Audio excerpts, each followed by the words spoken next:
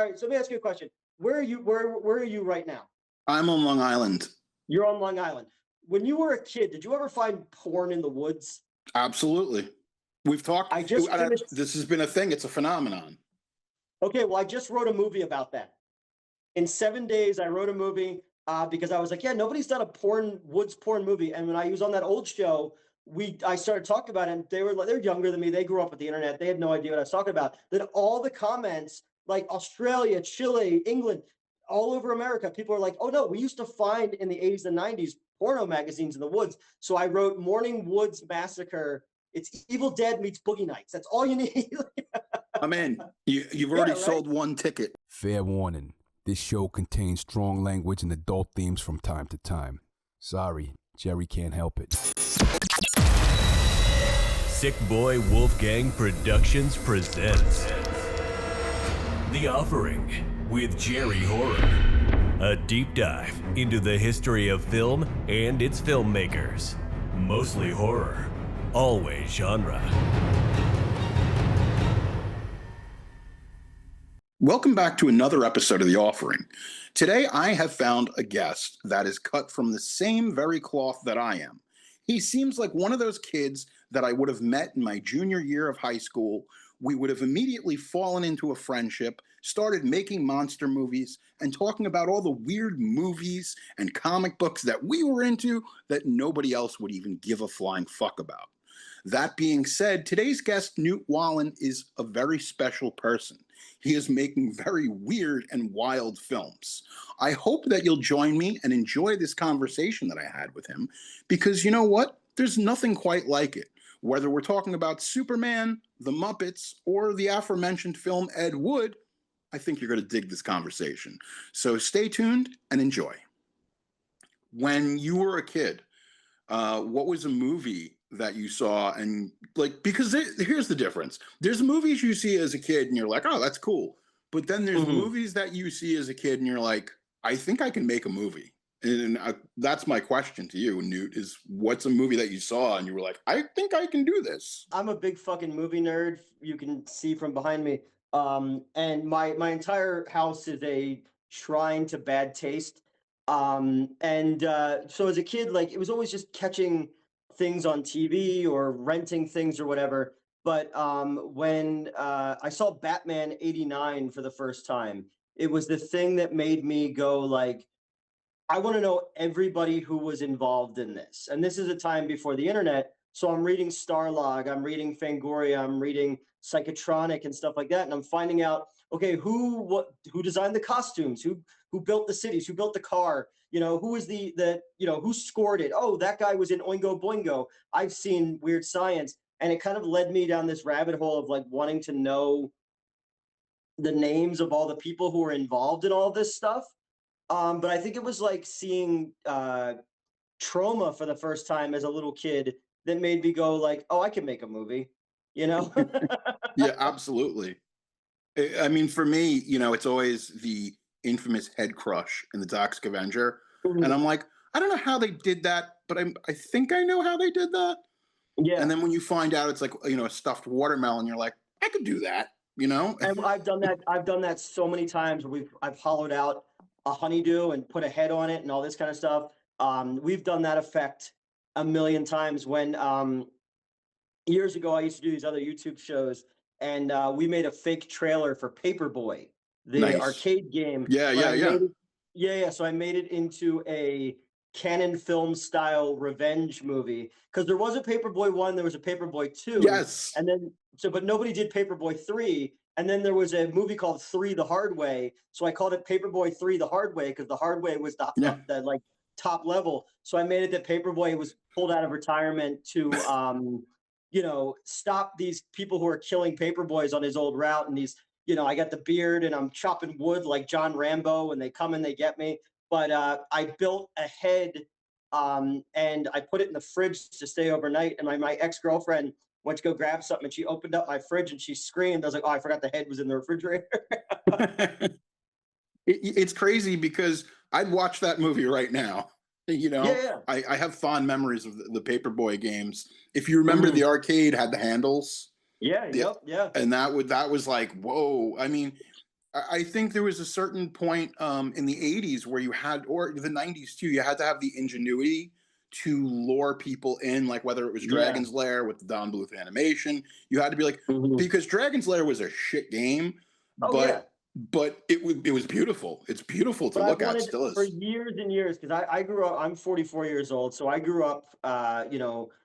When FMV was like a hot thing for like a minute, and I've always been fascinated with the kind of point and click story style gaming.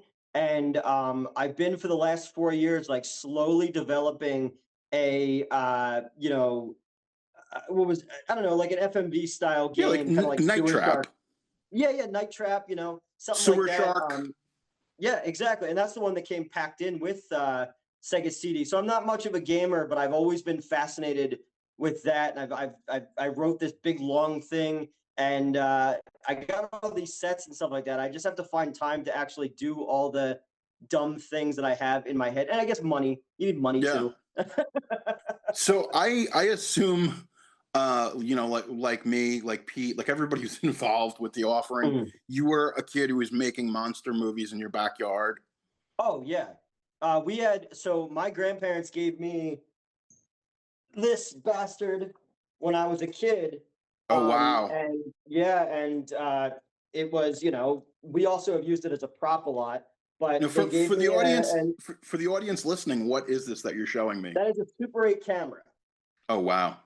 Yeah, so and this belonged to so my grandfather was a sergeant of police in my hometown, and whenever they would confiscate, I can't talk today, That's from fine. like drug dealers and stuff like that, they'd always be weird crap. So that's how growing up, we had an Atari or a Tetris arcade cabinet, and so I ran around with this thing and whatever film was there. And I wish I still had any of the stuff that we made back in the day, but we don't. But I keep this as like I just thought this was the cool. Like I thought I was Spielberg with this Oh, as a kid, absolutely. and then we moved to the VHS cameras and stuff like that. Where oh no, can I get it to stay? Good enough for now.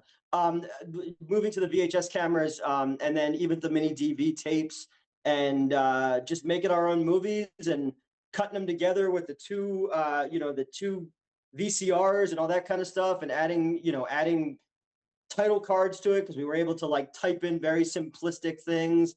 So yeah, we were making movies from like I don't know, third grade on.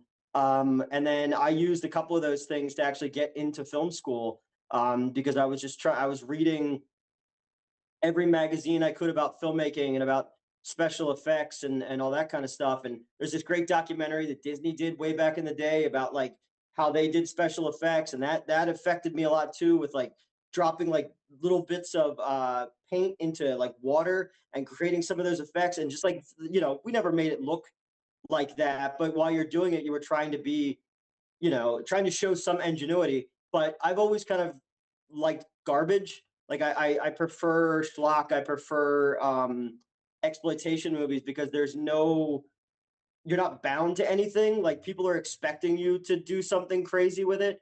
And I've just never been a big fan of, you know, regular narrative. And then if you make something crappy, then you could say, oh, I made it that way on purpose. But really, it's just because I'm not a very good writer or filmmaker.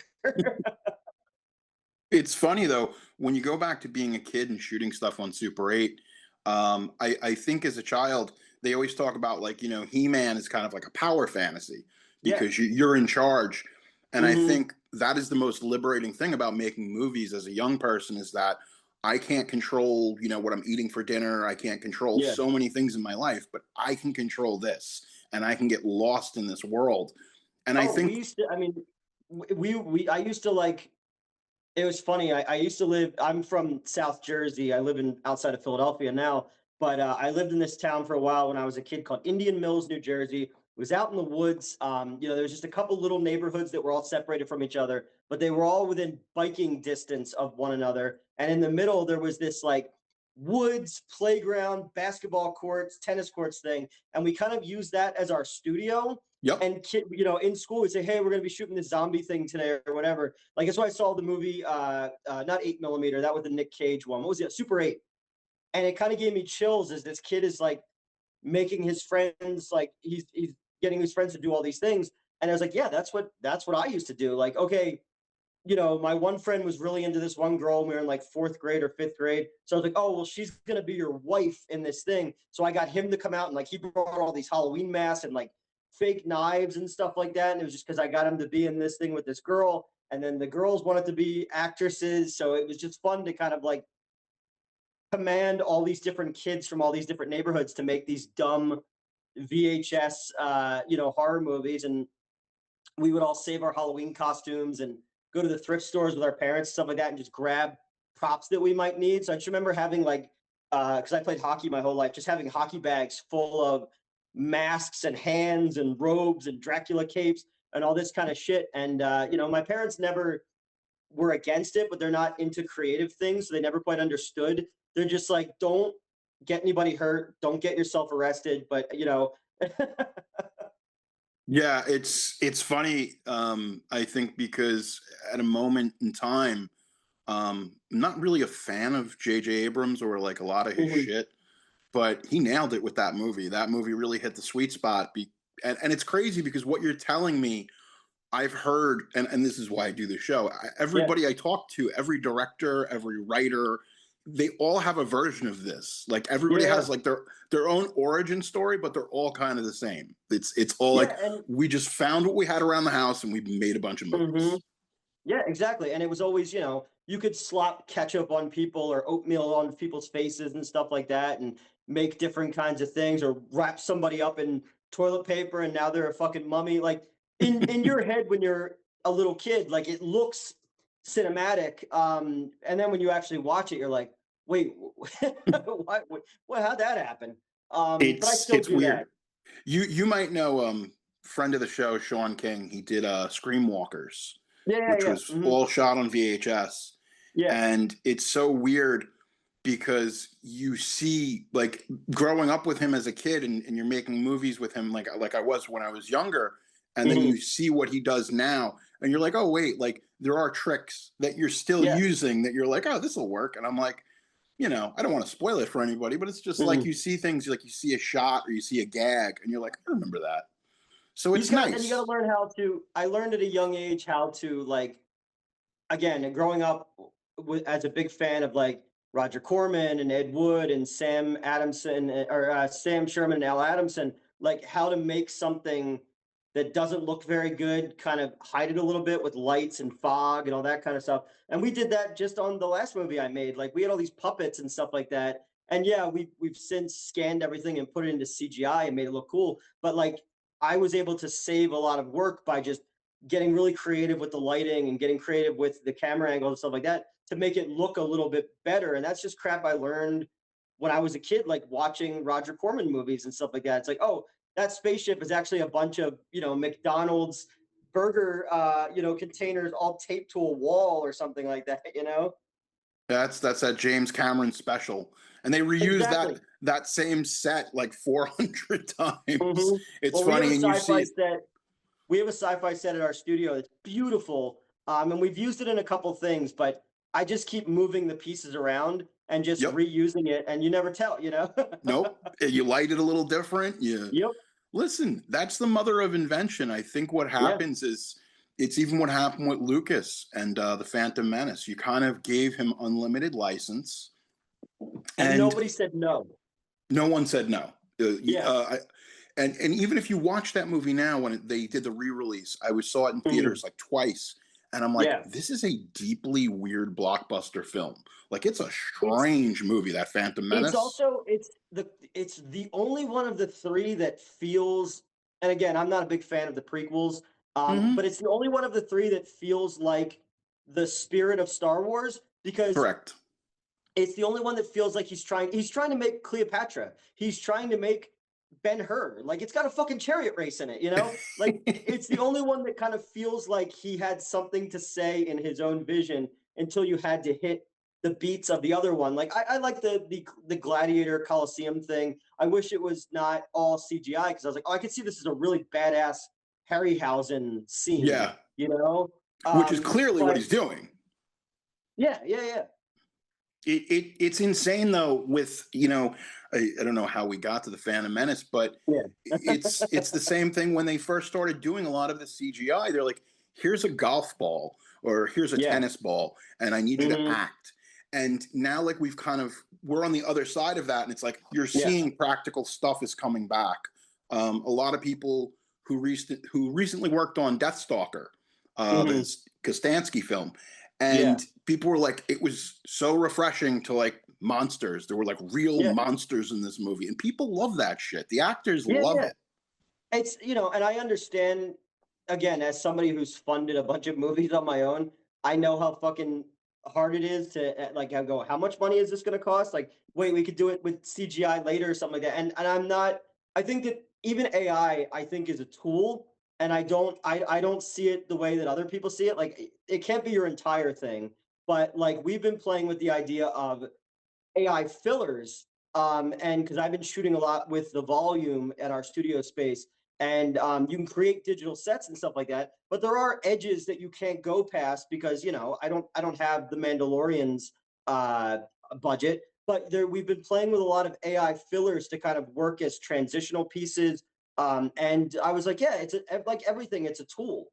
There were probably people who said the same thing about digital editing and stuff like that. And so it's just about how you use it. And if you make something that's purely AI, that you see it. It's Yeah. cheap, But if you know how to implement that into the other stuff that you have, you got something there. And I think that everything we do is sort of Frankenstein together, where we have puppets and we have CGI and we have digital editing where somebody wasn't even there on that day, but we were able to work them into the scene, kind of like Lucas did with Phantom Menace as well. So I don't know. When it comes to indie filmmaking, I'm open to anything that gets the project done and like, but still feels handmade and still has that same like 8 millimeter backyard feel to it, because that's the only kind of stuff that I like. Like, I don't want to win any awards. I just want to I want to not have a real job. I want to be shooting, spraying blood on bikini girls for the rest of my life. I get it. Listen, it's, Bruce Lee was always quoted as saying, they would say, like, what's the most effective style? And he says, whatever Mhm. works. Yeah. And Yep. that's really what it is with filmmaking. Is it doesn't matter how you achieve. Like, I think to Mhm. myself, I look at like Critters, I look at Gremlins, Yeah. and I say, wow, they got all these practical puppets and stuff. And I'm like, Mhm. if they had had CGI, just to like, I know that somebody could have utilized it. Like, we can't get them to walk upstairs. Like, there's Yeah. just Yeah. those little cheats. And But even like, you look at something like, I have a Ghoulies blanket here, but you yeah. look at like, there's something so quaint and heartwarming about Ghoulies 2 when they're Oh walking yeah. across the parking lot. That stop motion feel to it is so great. But I was like, but you can do that with CGI now. You can do that kind of herky jerkiness. And again, I love building puppets, and we have the pool toy movie ends with a giant kaiju destroying the city, and we've got a full suit. It was the Carnosaur originally.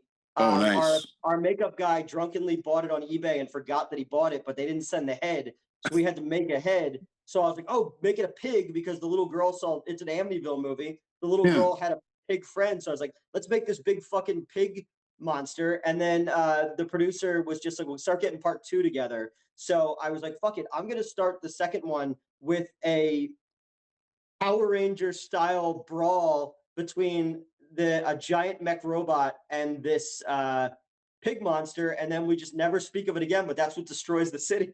Yeah. Well, people say why, and I say why not.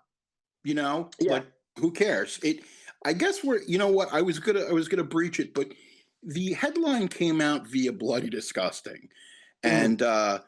and they basically said another friend of the show, Mark Schoenbach, he does Mhm. Sadist He Arts. does. He Yeah, did my poster.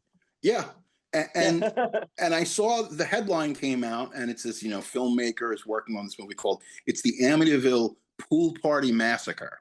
Yeah. And I thought Yep. to myself, what a great title. But Mhm. something about it, I don't know what it is, but whether maybe it's Mark's art, maybe it's the Yeah. concept, maybe it's a blend of everything. But that headline, that little news story caught Mhm. everybody's attention. And it was like, Yeah. It what got is it this? blew up, and again, I got Darcy to come out and from Joe Bob to come do a favor for me because I've known her for a long time.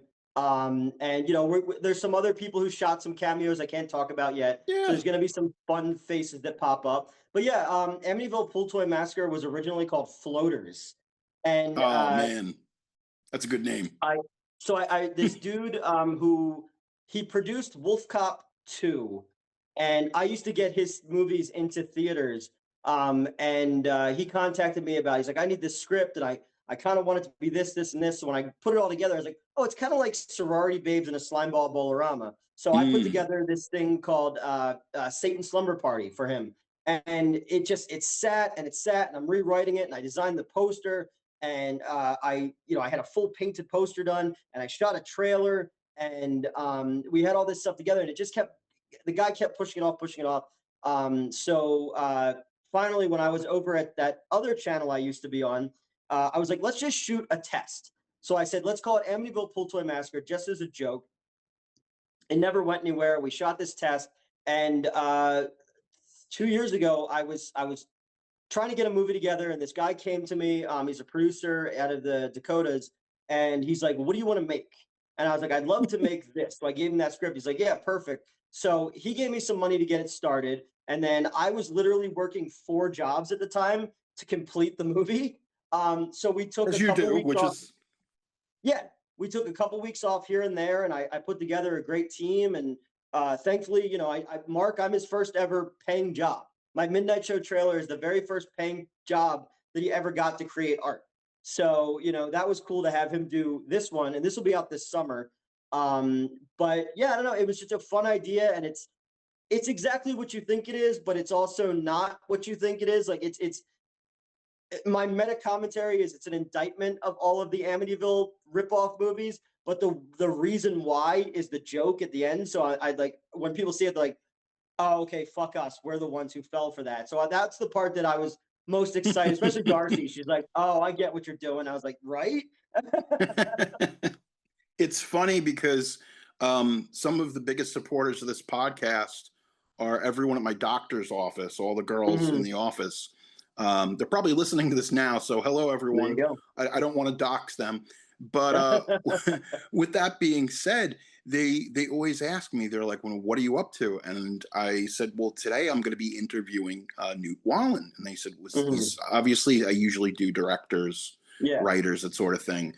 And they're like, well, describe some of his films. And I'm like, so, it was really kind of a strange thing for me because I'm like, but I had to describe the work of Newt Wallen, and I found myself at a bit of a loss. And I'm like, well, it's weird, it's wild, it's what you expect, but sometimes what you don't expect. And it's like, that's the weird thing about your work, man. It's like, well, I think it's a good way to segue into our next thing here. Like, you started as a writer primarily, right? Am I crazy here? Yeah, no, I went to film school because I wanted to be a director, and but I got into writing YouTube stuff really early. Some of those guys that got popular in like 2007, stuff like that, I was writing stuff for them, and then we started our own show in 2010. I was in LA in 2006, I think it was, in the writers' room for Dimension before Rob Zombie the Halloween got greenlit and they sent everybody home. But I wrote this clown zombie script that starts out as Breakfast Club and then it becomes Zombie 3. Like it just out of nowhere, it just takes this turn. And that got me working out there in a writer's room. And then unfortunately, the people who came out with me made fools of themselves living the LA life. And I was engaged at the time, so I was just being a good boy. And they sent us all home. So I was kind of like trying to figure out what my next thing was going to be. Because I was like, well, I got my chance and it never happened. And then, the YouTube stuff kicked off. And then I was writing some stuff for other people. I've done so much ghostwriting stuff for people. Became friendly with Freddle and Ray, became friendly with Donald Farmer. I've done a ton of stuff for them. And then the first thing I think that like I did that was like a movie-wise was probably Swamp Zombies 2. And that one, like for I made that for $5,000. Wow. And it made Len Kavizinski a lot of money. And I didn't see any of that money because I found out that, not besmirching anyone, but I found out that certain people weren't paid for things that they had done. So I signed over my rights to streaming to certain people to make it fair, and they've all done pretty well for it. And I just have that I wrote, produced, and acted in Swamp Zombies 2. But you got the exposure, Newt. You got the. Oh yeah, yeah. No, but the whole gag is like, Oh yeah, no, I tell people all the time. I was like, at least when you work with us, you're not going to die of exposure. Yeah. We actually pay people. It's insane because it's so, especially today, because now like you and I were about the same age, and we grew up where we're emulating filmmakers. We're emulating how Raiders of the Lost Ark, Evil Dead, and then now like the visual language is so much different. Like because I meet young filmmakers, and they're just their process, because their influences are completely different. And now it's this entirely different animal. But when you have to do work for hire, people just expect, they're like, hey, could you cast it? Could you light it? Could you do this? Could you do it? And it's like, no, I can't. Or when a director is like telling you that you have to force an actress to do nudity or something like that. And I'm like, no, like I'm putting my fucking foot down, man. Like if there's one thing you're going to have on my set is you're never going to have somebody feel uncomfortable. But also like the weird thing that people find when they come to my team as well is it's 80% female. Like my crew and everybody is mostly women. So I travel with a bizarre harem of ex-girlfriends, ex-romantic partners, people who know how to call me on my shit and kind of keep me leveled. Because we were just at a convention in Ohio, and the dude who runs it is like, you have like 7 girls in your room. He's like, what's going on? I was like, oh yeah, nothing. I'm sleeping on the sofa and stuff like that. But these are my, like, this is just my running crew, or just these cool women who kind of, they keep me honest, and they call me on my shit. But they also make sure that, because I make things like Amityville Pool Toy Massacre, there's going to be girls in bikinis and stuff like that. But at no point is anybody ever going to feel uncomfortable, because they know me first off, but it's also just a matter of like, they feel more comfortable when you have a whole female team there, and everybody's hyping each other up and telling everybody how badass they are and stuff. So I'm really proud of that, that like, there's just so many scumbags.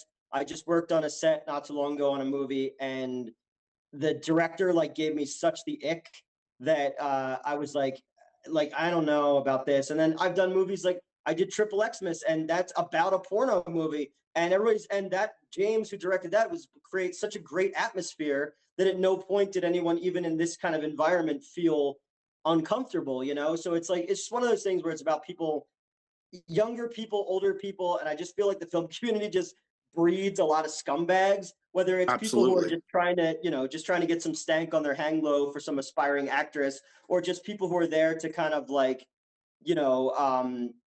try to take advantage of people for clout and all this kind of stuff. So I've kind of stuck with the same people, and our visual language isn't just film. Like, I grew up listening to a lot of different music, and I feel like people who were into hip hop and stuff like that in the 80s, they kind of grew up with tons of different influences. And maybe you could say that about like Quentin Tarantino too. It's about remixing these things that hang in your head and how you can make that happen. And then having people work with me who get the references is a big thing, because younger people are like, what the fuck are you talking about? But we were doing a shot on something. I was like, I need it to kind of look like, and I'm like, have you ever seen that 1979 7-Up commercial? And the guy's like, oh yes, I know what you're talking about. So he changed the green to look more like that. And I was like, see, this is what I love. Like, yeah, it's crazy, because even some of the stuff, like some of the work that you've done, there's definitely that Russ Meyer thing. And he's one of my heroes. Yeah, now that I look back, and like the films have been kind of lovingly remastered,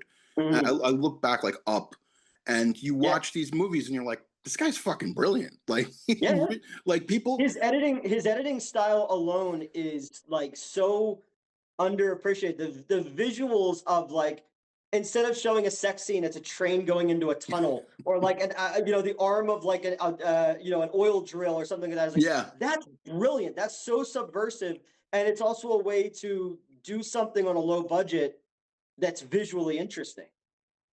It's crazy, because I feel like posthumously, a lot of these people, like I feel David Lynch was kind of snubbed by the Yeah. Oscars. There should be a 10-minute presentation. Yeah. But you learn that Rob Reiner, and his wife had, Yeah. no disrespect or whatever, but they obviously had more juice and more clout in Hollywood. Oh, yeah. And yeah, I mean, look, but I think what happens is that's why there are heroes. Like John Waters is one of my heroes. These guys, too, yep.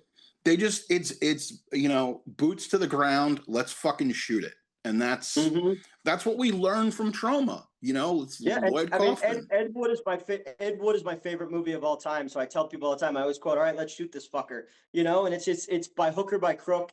Again, I'm working 4 jobs to make sure that we can pay the lighting guy or the sound guy and stuff like that, and I'll figure it out later. I'll eat ramen for a couple days until another check comes in. But it's one of those things, like I know where my limitations are. Like I have a grand idea of what I want things to look like or sound like, and I don't know how to do that. I feel like I'm, you go like, well, I can see it in my head. Why can't you see it? And so I need to make sure that I'm paying a good camera person, a good sound person, with all the, whatever, just to make sure that like it looks as good as it can. Because if you reward those people, they're going to make your dumb ideas look smart. Yeah. I started to develop a theory with Ridley Scott that he's always in production on something. There's very rarely a time in his life, if you go through the whole history and career of Scott, it comes down to like, this dude is always working. And a part of me has theorized that if Ridley Scott stops making movies, he'll drop dead. And I feel like that's what it is, for someone like yourself. Like, it's life. It's, I always think about the line in the Tom Petty song. He's like, never slow down, never grow old, or like a shark, they stop swimming, they die. So I'm always trying to I've got 33 screenplays done on my desktop right now. Like, I've written in the last few years, like I've rewritten stuff for Donald Farmer. I've got like 12 movies of his that are out right now, that I did a part of, or I wrote a part of, or shot a part of. And then I did these dudes in LA. They needed this LGBTQ slasher movie. And I guess they came to me and they're like, look, we don't have a gay writer. Can you write this thing? But like, and I was like, yeah, whatever. Like, write. It doesn't matter what kind of, like, write space aliens. Space aliens don't exist. So you just create a story about people, like whoever you're into, it doesn't matter. It's like, you're just writing characters and you're trying to make them either good guys or bad guys based on what you need. So I wrote this, these guys came to me about this glory hole slasher movie, and they had like a 15-page outline, and I was like, oh shit, I want to make it like George C. Scott's Hardcore and Friedkin's, Friedkin's Cruising, but let's put a little like Giallo in there with it. So I wrote them this like ridiculous script based on all the things they had. And then when I saw the final cut of it, I was like, oh, they changed my entire script. But I got second build writer on it because I did like 150-page draft, and the one they shot was 75 pages. It's just like, and that, that's another thing too. Like, you're working with Donald Farmer, and he's just like a legend. Obviously, he just lets me do whatever I want. He basically, because the first Shark Exorcist had its premiere at my theater in Pittman, or in Wayne, Pennsylvania, that I used to run. And we were always talking about doing something. And I was supposed to do Cannibal Cop, and then that didn't come through. So the first one we did was Bigfoot Exorcist. And that was with the redhead I used to date from the old show and stuff. And that one didn't come out for like 3 years after we shot it. But then I jumped right into Shark Exorcist 2, and then Shark Exorcist 2 played on like 13 screens in Japan. So like I started getting all these followers on Twitter that are Japanese from that thing. And I don't have a left ACL anymore because of a Donald Farmer movie. Oh no. Yeah, I tore my ACL to the point where it couldn't be repaired unless I rebuild my knee, but my health insurance isn't that good. So it's like, not many people, people who suffer for their art or whatever you call it. I Yeah. lost my left knee for a Donald Farmer movie. Like that's the perfect metaphor for my life, you know? Listen, you know, you got to lose the knee to something, so it Yeah. might as well be art. You know, Yeah, it's hard to explain. I coaxed Will Keenan out of retirement to do Amityville Aliens with Yeah, us. Yeah, we've done a bunch, and then I didn't write the last one. I just acted in it for Scream Queen Weenie Roast, it's called, and I play a ring announcer for like a local, you know, VFW or whatever wrestling thing, and they just kind of let me ad lib my own lines and stuff like that. So that was fun. Like I like doing that kind of stuff as well. Like I'm not an actor, but it's fun when people ask me to do stuff. A couple months ago, I went back out to St. Louis and got to shoot scenes with Lynn Lowry, who's like one of my first crushes as a kid, from seeing from seeing her movies with Cronenberg and stuff. yeah. Or the Crazies and all. So I got to play her caretaker in a Giallo film called My Blade Is Your Salvation, that also has Felissa Rose in it and stuff. So it was cool to do that. And I'm doing in 2 weeks. I'm going and shooting scenes with Ian Ziering from 90210. Yeah. Where so I'm in this kind of like Empire Records type of thing, and I was supposed to direct that, but there's just so much stuff going on in life right now that I don't have time to do it. So I dropped out of that, but I told him I'd come act in it, and I got them a location of one of my former theaters I used to run is rolling out the red carpet for them to shoot there. So that should be cool. That one's called The Movie Life. And then he picked up a bunch of really like cool actors. I don't know how he afforded them, but he got them. I usually like to recommend movies to my listeners, and here's a movie that you probably shouldn't see, but you should. It's called Savat with Ian Ziering. It's a classic early 90s direct-to-video. It is a kickboxing Western. I'm in. Yeah, right. Like, because is it great? No, but Olivier Grunier, who's, you know, French martial artist, and Ian Ziering is like, you know, the young kid. French, you know, it's a kickboxing Western, and Savat. Like, you know, yeah, like the Sergio Leone movies needed kickboxing. They did. I think that's Hang 'em High was just missing kickboxing. I'm like, where's the kickboxing? You know, yeah, exactly. This guy's a hack. I want to see a kickboxing scene with Ennio Morricone's score to it now. You know. You know, listen, we could make that happen. It's I know, right? You know, listen, it is a crazy thing, but people, you know, it used to kind of upset me because critics back in the day, when we were growing up, it was everything had to be highbrow, and being lowbrow is, you know, like these films are beneath us.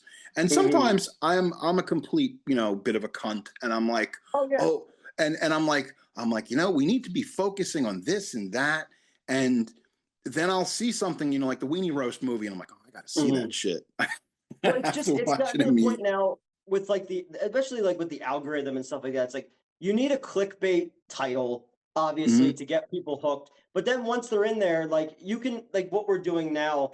I just pitched a script yesterday. I just had a random idea while I was driving, and I was like, oh, it's kind of funny. Nobody's done that yet. So I called a guy who worked, you know, he was on one of the Terrifier guys and all that kind of stuff. And I was like, what do you think of this? And he's like, how quickly can you get me a draft? So in the last 4 days, I've written 70 pages. Holy shit. This thing. Oh yeah, I don't sleep. Like I have like horrible, like my brain doesn't stop. So I kind of get up in the middle of the night and I just start writing. We were doing location scouting for the movie I'm shooting this fall for High Times magazine.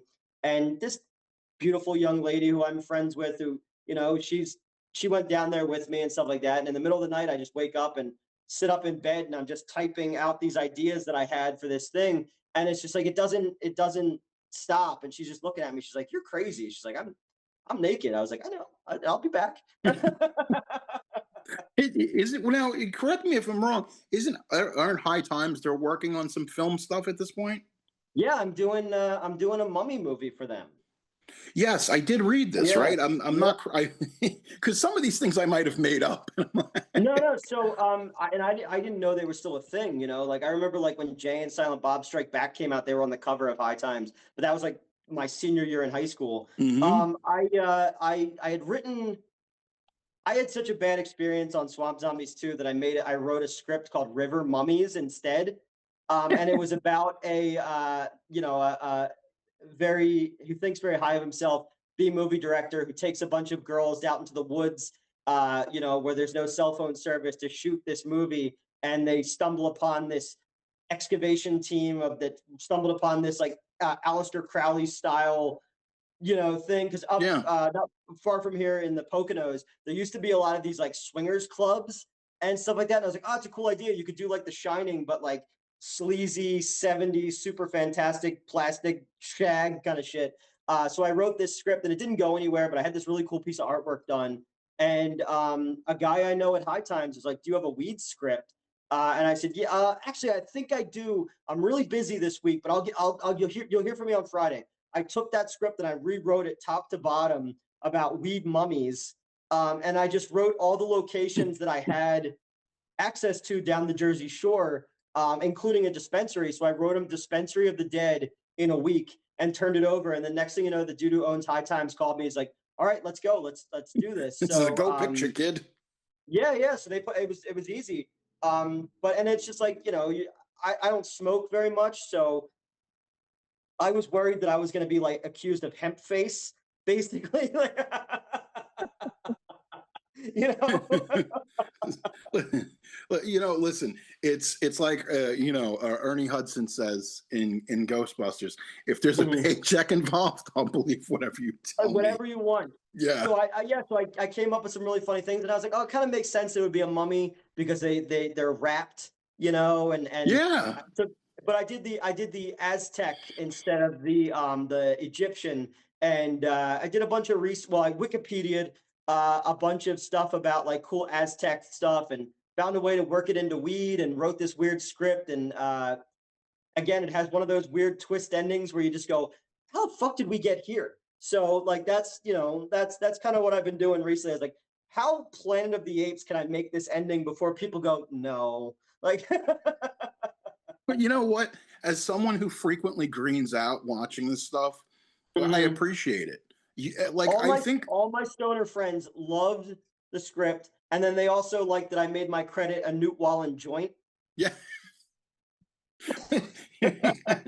It's at a certain point. At a certain point, I'm a highly functional idiot.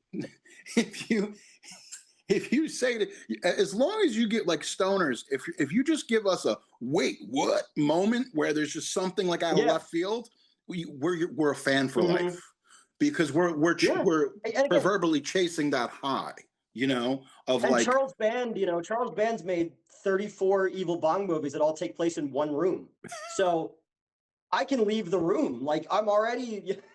Listen, I know I'm not allowed to say these things, but I got a little bit of a hot take on Charles Band. Okay. And my thing is I grew up was at the Imperial Pictures and stuff, and I grew up with Ghoulies, and I grew up with Puppet Master. I think the best shit that he did, like it's like from Tourist Trap to like Robo Jocks. I think that's stuff that I love. I think again, I'll die on this hill. Creepazoid is one of my favorite movies of all time. It's a good movie. Creepazoid because it's the most economically compact, perfect way to make a one location B movie. And then it goes, oh, well, hey, we got to get 10 more minutes out of this movie, but the monster's dead. Oh, the monster had a baby. Okay, I'm going to strangle the baby with its own umbilical cord. I'm like, yeah.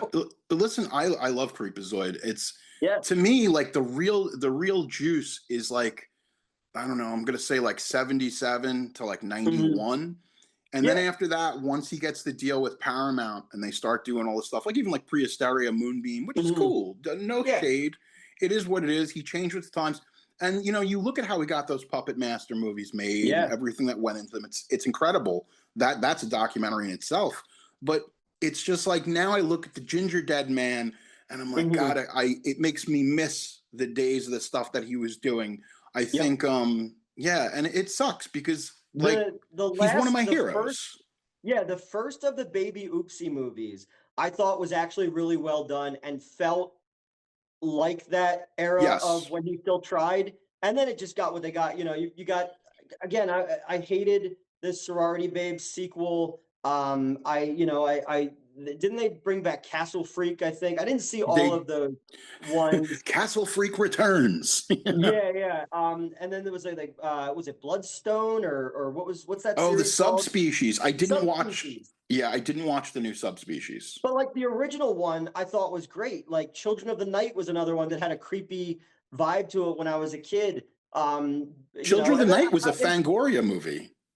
yeah. Oh, was it? Okay. I think that was I know that. Charles Band. So my connection to Charles Band is Freddle and Ray and I are good friends. Freddle and Ray did Piranha Women, and there's a certain plot as to how that guy lost his job in the movie, which he directly based on me. Was the plagiarism thing. So that's the reason he put that in his script. He's like, I put that in there for you. I was like, oh, thanks, man. I really love that you took the worst thing that ever happened to me and you put it into a Charles Band movie. Listen, if it doesn't kill you, I always believe like Cher and Sylvester Stallone are they're like ethereal creatures that cannot be killed. Oh, yeah. Like you can make Rhinestone. Rhinestone would kill anybody's career. Yeah, but Rhinestone's somehow great. Rhinestone's a great movie. Bob Clark. Oh my God, Bob. And people say if you could have one career, I'm saying fucking Bob Clark. What didn't he do? Oh, yeah. He did it all. He made the alpha and the omega of Christmas movies. Yes. You know what I mean? Like, and then anything in between there, yeah, Baby Geniuses and Baby Geniuses 2 are fucking horrible. But he got paid, Yeah. I think Children Shouldn't Play with Dead Things is really fun. And again, I grew up on Rhinestone only because my grandmother, my dad's mom, was a massive Dolly Parton fan. And, yeah, she's great. And she's just one of those people that they're like, she said it costs a lot of money to look this trashy. And that's kind of what I use that when I make movies and stuff like that. I was like, yeah, man, but like it's cost me a lot of money to get these actors and actresses and sets and all that kind of stuff. Like, but it still is that fun, trashy Little Rascals, let's put on a fucking show kind of thing. And then as you go, you pick up new skills or new technology and stuff like that. But it always will have that kind of like fun, trashy, homemade kind of style to it. And that's kind of the only shit I have any interest in is I told a producer I was talking to recently, I had a pitch, didn't go very well, but I was like, the only kind of movies I have any interest in making are the kind of stuff that I would have seen on the video shelf store when I was 13 years old and be like, there's going to be boobs in this, there's going to be blood in this, and there's going to be a monster in this. And if you have those three things, it's like peanut butter and chocolate, two good things that go good together. And I think that sums up your work very well. It's kind of like in one of what I consider one of the greatest cinematic achievements, The Great Muppet Caper. You got Charles Grodin in there, which aside from the Muppet movie might be the best Muppet movie. I mean, I don't know. This is a crazy hot Muppet take. But with that being said, there is that musical number, we're going to make a movie. And I feel like if you took a bunch of Muppets, put them in a flop house and gave them drugs, that's a Newt Wallen movie. Do you get what I'm saying? Peter Jackson movie too. It's Meet the Feebles, yeah. But it's insane. Again, the first Muppet movie, the ending of that movie is just another one of my mantras. Life's like a movie, write your own ending, keep believing, keep pretending. We just did what we set out to do, the lovers, the dreamers, and you. It's right there. It's in the mission statement. Just so I'm 44 years old. I should know better. I'm like, oh, let's make Kung Fu Bikini Dinosaur Planet, which is actually a script I wrote. And people are like, why? I'm like, because why not? Because I've made a life out of I've made a life out of talking my friends who are too good for my shit to do dumb shit. And then some of them come and go and they but a lot of them stuck with me, like Fallon, who's in all my stuff, she's been in some real shit. Like she doesn't have to slum it to be in my stuff, but she clearly sees that I'm doing something and I pay well. But it's just one of those things where if people believe in you, which is another Muppets thing, if people believe in you, they'll follow you. And that's better than having a deal with Shudder, is just knowing that there's people out there who like they literally go like, "That's the dumbest fucking thing I've ever heard of. How can we help you?" You know? Well, welcome back to Muppet Talk. Exactly. We call it felt up. Yeah, yeah. That's a good listen. I'm writing this down. This is good shit. I mean, look, it that should be the spirit of independent film. Let's go make But a it's movie. not. Yeah, It's not. Are you in it? Are you in any Facebook groups for independent film? Just the way that people talk just makes me not want to do anything. well, I'm tired of fan Everybody, films. yeah. Like, Well, but I mean, it's like everybody. Either they don't. They're griping about AI, or they're griping about idea, like looking down on people who make the shit that I want to make. Um, it's just a lot of people up their own ass, and it's more fun to, like, yeah, maybe you want to make the burning historical epic about the guy with the cleft palate who survived the Holocaust. Like, yeah, that's fine. I don't know anybody like that in my real life, so I can only tell stories based on the things that I know. And I know trashy B movies, and I know comic books, and I know heavy metal, and I know hip hop, and Saturday morning cartoons. Like, I can write that stuff, and then you can write little characters in there that are based on people that you know or emotions that you've had and stuff. But like, I have no interest in being like respected as a filmmaker, or winning awards, or smelling my own farts, man. It's just like, I just want to have fun with my friends, and you get a weekend or two to go somewhere and put people in dumb costumes and get to feel like you're a little kid again at that fucking playground shooting with a VHS camera, and that's the most exciting thing in the world. And if Bloody Disgusting shares my poster, or Joe Bob Briggs asked me to come do something for them, like, that's cool. That's more exciting than anything, because I don't think I've ever actually made any money off all this stuff, because as soon as I get something, I turn around and give it to somebody else to try to get the next thing going. So I was like, man, if I was selfish and a lot more like people I've worked with in the past and just chasing clout, I probably wouldn't be working 7 days a week running a movie theater and trying to find time to go do this other stuff. But it's like, I don't know. I like sharing it with people who were there and go along for the ride. Because then it's even more fun if you do succeed. All the people who got off the train before it stopped, they're all going to be like, fuck, had we just hung on a little bit longer, yeah. Well, that's it. When a production is running correctly, it should feel like a cult. Oh, yeah. Because with cults, there's highs, there's lows, and then Yeah. there's mass suicides. But Mhm. ultimately, you're on a ride, and Well, see, I'm already ahead of the game, because I know it wasn't Kool-Aid, it was Flavor Aid. So I've been stocking up. So I'm ready to go. If Pool Toy doesn't do well, everybody's taking a shot. yeah. Listen, there's a lot worse ways to go these days. Yeah, exactly. But yeah, going back to the cult thing, I think that's the name of this episode. I think, and producer Pete, write this down somewhere: the cult of Newt Wallen. So I think I don't that know. would be, Well, maybe sometimes it feels like it. You know, I mean, I have crazy stalkers from the Reddit people. There's a dude who's just so obsessed with me that he wrote a blog about me every day from the UK, to the weird. point where I had to get involved legally, because he created a fake account of my fiance who passed away I'm so and sorry. started harassing her family. Yeah, I mean, it's crazy. But I finally got rid of him. I have the first ever account of a dick pic, uh, you know, doing good in this world. So the guy kept going on about how much he hated me and stuff like that. And this random post had nothing to do with me. So I was like, "You're in love with me. Just admit you're in love with me." And he kept going. So I just sent him this picture of me just, holding my dong. And he sort of got rid of all of his social media. But his last ever blog post was like, "I blew up the picture and I saw his movie posters in the background. It's definitely him." I was like, this guy's inspecting this like it's the Zapruder film, like the vein is back and to the left, like. Holy shit. It's and that's the crazy thing. You think like Christina Ricci, she's probably got crazy Yeah. stalkers, but it's like fucking Newt Wallen, man. You're out there, you got your own issues with these people, which is crazy. And that is the strange equalizer of the internet. But you also, yeah, it's one of those things though, like once you put yourself out into a public place, even like the little, well, I mean, the thing I was involved in, they have like 3.5 million subscribers. So yeah, I understand that was going to go wrong, but like, it's amazing the things that people latch onto and can't let go of.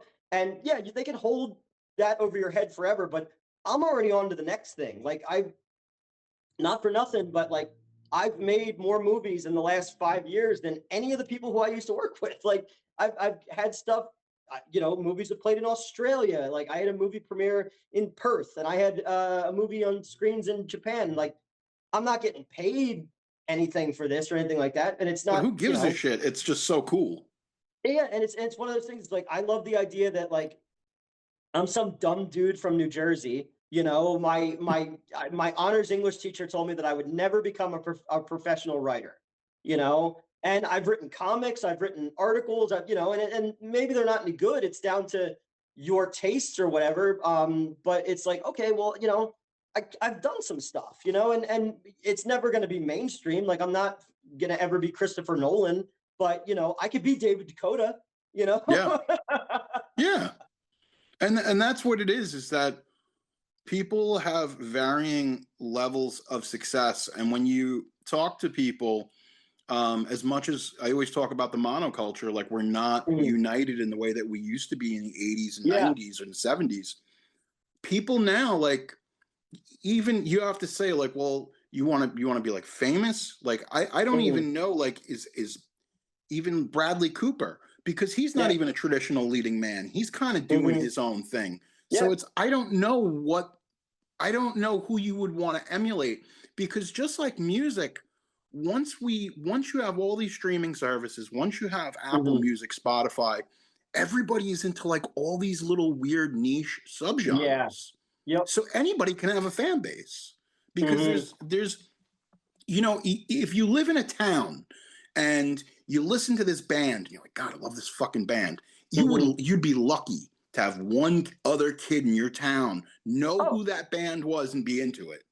That was kind of the most eye-opening thing about dial-up internet, is there's this shit that I loved with the passion of 1,000 suns growing up, that I thought I was the only person in the world who knew this stuff. I didn't know anybody else who read Fangoria, like, and then, or I didn't know anybody else who had seen whatever, Dracula versus Frankenstein, something like that, and then you get online, you go like, oh, there's whole pages to this shit. And then it becomes like currency, like back in the day, comic book stores, like before all the Marvel shit became popular, like if you knew who Guardians of the Galaxy were, you were a fucking weirdo. And now it's like, hot girls who have Rocket Raccoon tattoos and stuff like that. Yep. It's weird how it all changes, but also like once it becomes so popular, you have those people who are like, oh, it's too popular, I don't like it anymore. You don't know this thing, this B-side thing or whatever. And it's like, just like what you fucking like, man. If you're not hurting animals, kids, or women, like, and who fucking cares? Like, just like what you like. I don't believe in like guilty pleasures. Like, fuck you. No. I love Xanadu. I'll put on Xanadu right fucking now. I don't care, Preach. Yo, Xanadu. We did an episode on Xanadu. It's still one of our most popular episodes. Yeah. And it brought this huge gay audience to the show. Shout out to all the gays who are keeping this show afloat. It's crazy because, like, you could have shirts for that. It's like the SS Manhandler. Like, you create ships like shirts. David, our artist, I hope you're listening to this episode, because VHS, very hot studs. Newt, you are officially in charge of the offering merch from here on out. You should have seen me with the pot script, just coming up with like puns, all these puns that we can use, like, the sarcophagus and stuff like that, just all this stuff. And I was like, well, that way we could market stuff. And the dude from High Times on the Zoom call was just staring at me like, why are we talking to this guy? Who let him in? Well, that's always the great thing about James Gunn, is he's one of us. He got through. Yeah. He was a trauma guy, and he somehow got his way into Marvel, and now he's got his hands in the cookie jar at DC. But the world is better for it. I hated Superman. I loved Superman. I absolutely hated it. Really? That's just me. I'm a Zack Snyder guy, obviously, but I grew up with a very specific Superman from like the John Byrne area and stuff like that. So Yeah. I've never been a big fan of the more gee whiz candy colored Superman. I like the idea Yeah. of a dude who's more flawed. I like the idea of like a god who just wants to be a man. You know, I like that angle of it, like coming to grips with all that. So there was just a lot of stuff in this new one that just like that really sat wrong with me. I'm excited to see Lobo, you know, and Supergirl and stuff like that.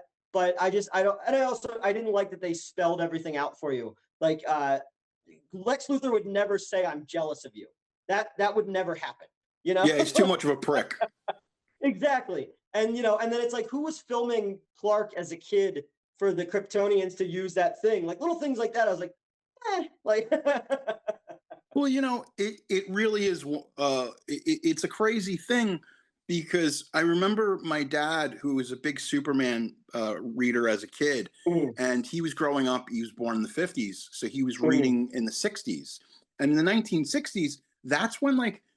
For that weird period of time before the 70s, they just got wackety schmackety, and they were like, here's Comet, the super horse. Yeah, and Jimmy Dippo, the super monkey. Jimmy Olsen's now a giant turtle. Lois Lane is black for some reason. Like, why not? You know? But he would regale me with these tales as a child because at that point, I'm growing up like you with the John Byrne stuff. And I'm saying to myself, I'm like, Comet? I'm like, what the fuck was going on? But, you know, everybody really was high. Was Streak the cat? Streak was the cat, I believe. I think you're right. Yeah. I ran a comic book store for like 10 years. So, no, and not everything has to be grim dark. I prefer the non-mainstream characters to be able to have the more Silver Age style adventures. Like one of my favorite books growing up ever is the Doom Patrol. And I always said as a little kid, like if I could ever make a movie, I'd make Doom Patrol or Dead Man. Dead Man's another one that I absolutely love, and I even know how I would do that one. You ever see The Devil's Backbone? Yes. Remember like how when he moved from the light to the shadow, you could see the skull underneath?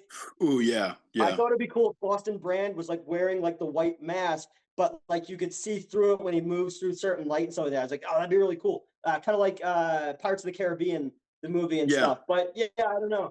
I prefer, when it comes to the big ones, I prefer moral complexity.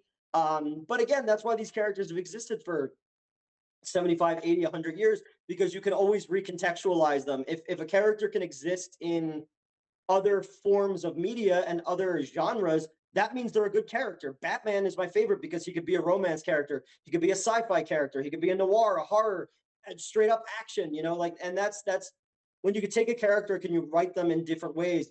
Oh, okay, you can tell stories forever. You'll never run out of stories about the human condition when it comes to these things. And then you have ones that can only exist in certain, you know, nobody's pounding down the door for Marvel to make any new slapstick books. You know, remember Slapstick? Speedball was another one when I was growing up. Well, didn't he blew up in Civil War, didn't he? Yeah. Didn't he like blow up a whole town in Ohio in the first Civil War book? Yeah. He did. And I was very upset. I thought it would be better if Speedball was like Snowflame, the new Guardians character, but like instead he's the character who killed John Belushi and Chris Farley. Listen, if I had my shot, I would probably do Darkhawk. Darkhawk was cool. Yeah, Darkhawk, because it's a kid with an alien power. He's got, you know, the alien stone or whatever it is. And I think that's when films, it's crazy because somebody was telling me a story that DC Warner Brothers was so close with Shazam going with John Cena as Shazam. And I was like, fuck, that's perfect. I'm like, he would have been, because he would have been that square jawed, you know, like the good and right and everything. And I'm like, fuck. Big and goofy and not and like looks like he's not really like he looks like a little kid in a superhero outfit. Exactly. You know? And I never got that from the fucking the Angel Films guy now. Like I never got that from him. It was cool that it was set in Philadelphia. Like I liked seeing all that. But yeah, Shazam was just like one of those ones where I was like, all right. And then the second one, it was when they changing the regime, so they just didn't care. And I feel like they wasted a lot of really cool stuff. Like you got Helen Mirren and Lucy Liu, who I love both of them. Absolutely. Them, you know? Yep. Well, you know, Excalibur is one of my favorite movies of all time. So, Helen Mirren has a lifetime pass for, and Caligula is another one of my favorite movies of all time. Listen, this some of these discs, like that Arrow Excalibur disc. Oh my God, it's just I didn't think the movie could look that good. But again, Borman was a huge influence on Zack Snyder, so you can't look at something like like Batman versus Superman, his cut, or the Justice League cut, without seeing a lot of Excalibur, down to, the future is seated, her line in the ship is in the movie in Excalibur. So it's a lot of cool little things like that. Or like, there was the future is seated in the past, whatever it is. But no, there's just a lot of that cool stuff. Like those were directors growing up where, Exorcist 2 is terrible. But I love Zardoz. Like, you could never make a movie like that at any other point other than that point in the 70s, Hell yeah. And the way that he did the lighting and the costumes with Excalibur, the way that their armor shines and then it doesn't, it's brilliant. It's like one of those things where it's like, oh, okay, this is somebody who understands the visual medium and how to tell a visual story that doesn't need all the dialogue and stuff like that. It's giving you these really beautiful graphic novel splash pages, basically. And that's John Borman is one of those ones where I look at it and I was like, if I knew how to do that, like, I would do that. Like Evil Dead, the moment I saw Evil Dead 2, I was like, wait a minute, if you can make movies like that, why wouldn't you just make movies like that forever? Like, my wallet is the Necronomicon. So it's but yeah. It's crazy because we did an episode on The Exorcist 2, and because I do a lot of painstaking research for this stuff, it gets crazy. Like, the movie becomes my life for a couple of weeks. Yeah. And what I kind of learned with The Exorcist 2 with Borman was that Borman wanted to make a specific type of movie, and that wasn't the movie that Warner Brothers wanted. Oh yeah. And that's okay. And he hated the first one. He hated the first one. And he wanted to make this movie about the metaphysical and this kind of new agey science of the mind and all that of that time period. And I understand that. And that would have worked if it wasn't called Exorcist 2. There's a lot of movies where it's like, if you didn't call 1998 Godzilla, if you called it Gorgo or something like that, yes, people would have a whole different feeling for that. It's one of those type of things. But they called it Exorcist 2, and you're coming off the most successful, beloved horror film of all time. And then you do this thing with dream monitors and massaging her heart and she's curing autism. Like, So Newt, tell me, what have you got coming out this year that you can promote, you can tell all the folks about? What do we got? We've got, I've got 2 more Donald Farmer movies coming out. Jesus. I've got 2 more crude cinema movies I wrote coming out. I shot scenes for My Blade Is Your Salvation, which should come out next year. Amityville Pool Toy Massacre comes out this year. Florida Man Saves Christmas, which is my comic book, finally comes out after 4 years. Oh yeah. What else? I don't know. There's just a bunch of shit. And then there's stuff that we did that I forgot that I did because I thought it would never come out. And then it finds a way. Like, I did a bunch of audio commentary tracks for Visual Vengeance, and now they're coming out. And I was like, oh, I forgot we did those. Because I'm going to tell you, you've got people just check out the Schlock and Awe page, and I'm always posting, random musings or some kind of creature or something we're working on. And the last 2 days we've been in the studio working on effects plate shots and then getting the sets built back up because we have a 1,600 square foot production space now. And just invested in 2 brand new red Komodo cameras and just trying to up our game and make this summer count, and just trying to reconnect with people and see who wants to come and play and then I've got the High Times movie we're shooting in September, October, and then if this pitch from the other day for this. All right, so let me ask you a question. Where are you right now? I'm on Long Island. You're on Long Island. When you were a kid, did you ever find porn in the woods? Absolutely. We've talked. This has been a thing. It's a phenomenon. Okay, well, I just wrote a movie about that. In 7 days, I wrote a movie because I was like, nobody's done a woods porn movie. And when I was on that old show, I started talking about it, and they're younger than me. They grew up with the internet. They had no idea what I was talking about. Then all the comments, like Australia, Chile, England, all over America, people are like, oh no, we used to find in the 80s and 90s porno magazines in the woods. So I wrote Morning Woods Massacre the other day, like 7 days. I wrote it out real quick, just to have something to show this producer who did like Stream and Terrifier and stuff like that. And he liked it. So we'll see what happens with that. But I was like, it's Evil Dead meets Boogie Nights. That's all you need. I'm in. You've already right? sold one ticket. I will take one ticket to that film. Yeah. And that's, where can people find you on social media to stay up with you? You go to Schlock and Awe Films on stuff, or you just go to Newt Wallen and you can find me. I don't know. I'm always just spouting off nonsense or random ideas and stuff like that. And if people steal them, it is what it is, Well, it's crazy because yeah. that's the way I found you. I followed you on X, the artist formerly known as Twitter. Yeah. I found you on X, and I said, man, I'm like, this guy's fucking cool. And I shared that with producer Pete. I'm like, look at this guy. I'm like, he's doing all this stuff. Trust me. Yeah, but that's the thing, is that you get to, for all of us weirdos, we find our people, and that's why, like, hopefully we can have you on the show again. Hopefully I get to be in one of your movies one day. Who knows? You're in Long Island. You're not that far away, Listen, because the thing is that you and we speak the same language, and it's very rare.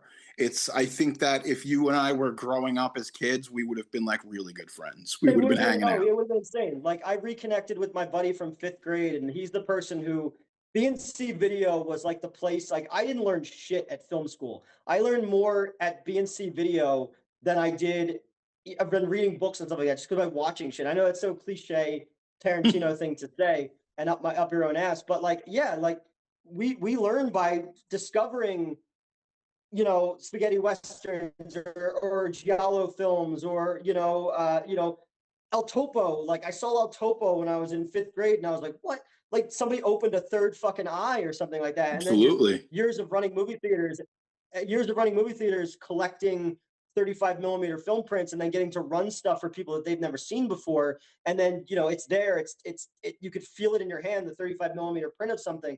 And there's just something so cool about that, or having all these old Grindhouse posters that I have framed in my apartment. It's like, yeah, these had a life before they got here. They played at a drive-in, they played at a 42nd Street theater. And I feel like that's kind of like the energy that I want to pass on, is like, all this stuff is my utility belt. And all the shit that I loved growing up, I still love. And maybe that makes me Arrested Development. I don't know. But it's like, this is the kind of stuff I want to play with. And if you turn over enough rocks, you find people like you who like get your language. And then all of a sudden you fall down a rabbit hole where you're having a 4-hour-long conversation that goes from the fucking Muppets to, to Cannibal Holocaust. You don't know how you got there, but you went. But that's what it is. All these things, all these influences that you take in as a kid, you're taking them in like a sponge, and then you regurgitate them on the big screen. Exactly. So and then it makes sense. Then all of it makes sense. And not everybody's going to get it. If you're not talking about Scream 11 or something, people are going to tune you out. But it's just like,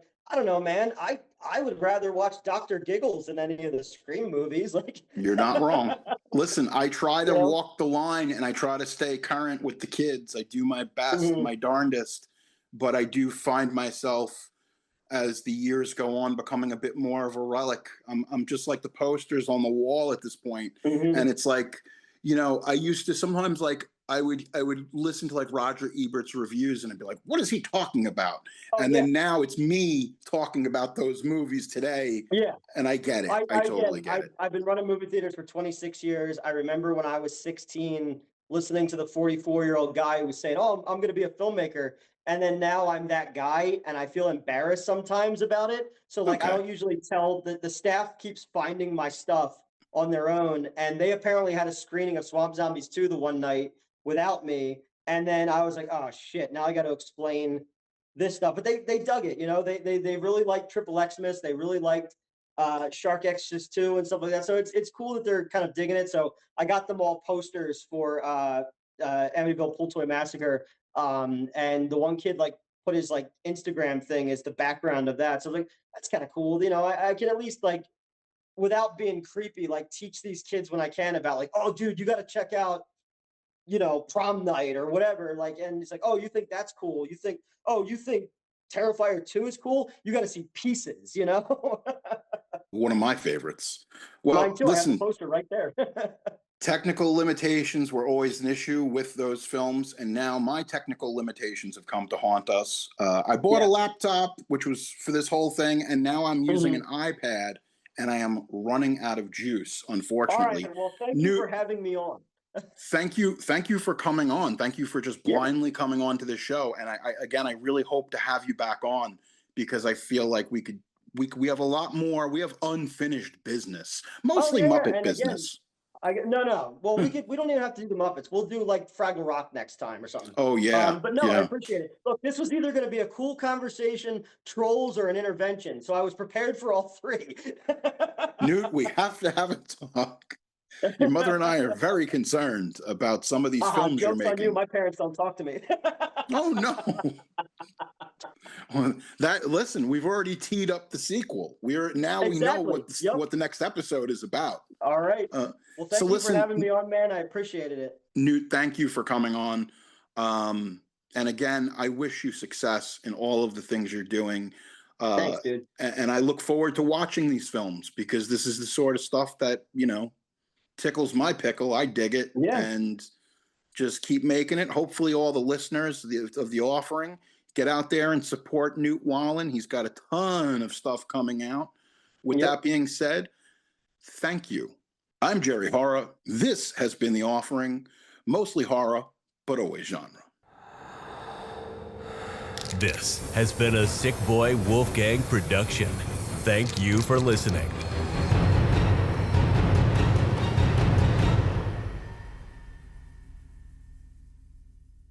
I just wanted to say one thing. Evil Dead and Boogie Nights are Jerry and I's two favorite movies. Okay. So, like you mentioned both those movies. I'm like, I wanted to chime in because like me and Jerry always talk about Evil Dead. So I have a massive collection of 1970s adult film posters. Yeah. We bought a theater back in the day that used to be a porno theater. So I just inherited boxes and boxes of old reels and stuff like that. So I was like, I got to write something that has porn in it so I have an excuse to put these in the background. But the porn theater in my script is called House of Wax, WHACK. Chef's kiss. Perfect.